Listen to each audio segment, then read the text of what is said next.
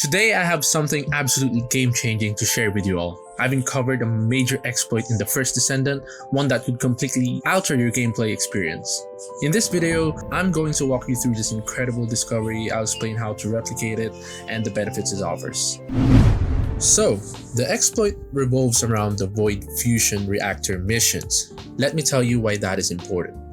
These missions are another way where you can get ultimate Descendant parts and the strongest ultimate weapons in the game.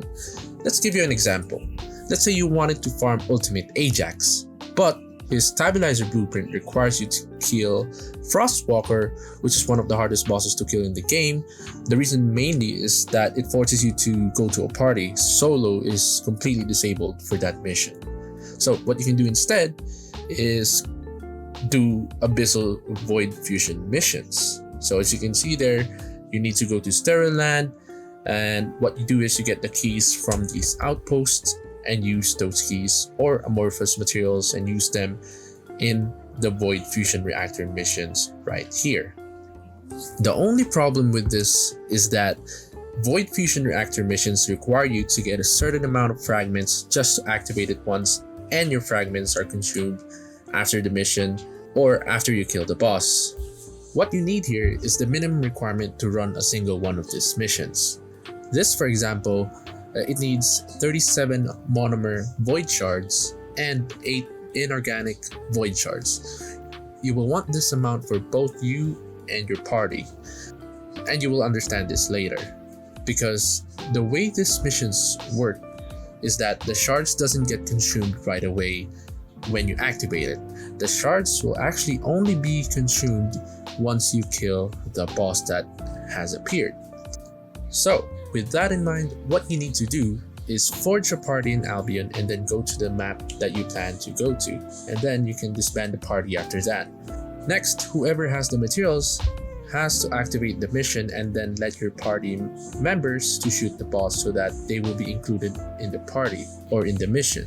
Once their name is on the right side of your screen, you can then abandon the mission without the mission failing, because the system or the game thinks that the mission is still going since someone is still inside. Now, all you have to do is wait for your party members or party member to kill the boss, and you will see that the number of your shards didn't change at all. So now, your party member can use their amorphous materials on the globe thingy and rinse and repeat, and you can do it vice versa with your party members. With this exploit, you can now cut the farming for these type of missions by 70%, because you basically will only need to farm the minimum requirement to activate it. You won't need to keep on farming the shards again and again anymore. The only problem that I have with this exploit is you need to have a party member. It doesn't matter how many, as long as you are not solo. If you really have no one to invite, try to look for someone in the world chat or even the First Descendant Discord who wants to get the same item that you are farming. You can also do this both in normal and hard mode. Here is my party member's POV. You can see by the end that he doesn't even have any materials. He is new to the game, and he is actually the only party member that I could party with, since I really literally have no social skills. In this type of mission is actually where I got my Glay ultimate part, but I didn't know the exploit before, so I grinded it the normal way. That's all for me. I am not sure if this is a bannable exploit, so use this at your own risk. Also, while we're speaking about Ultimate Glay, I actually made a guide on how to get her fast. Go check it out.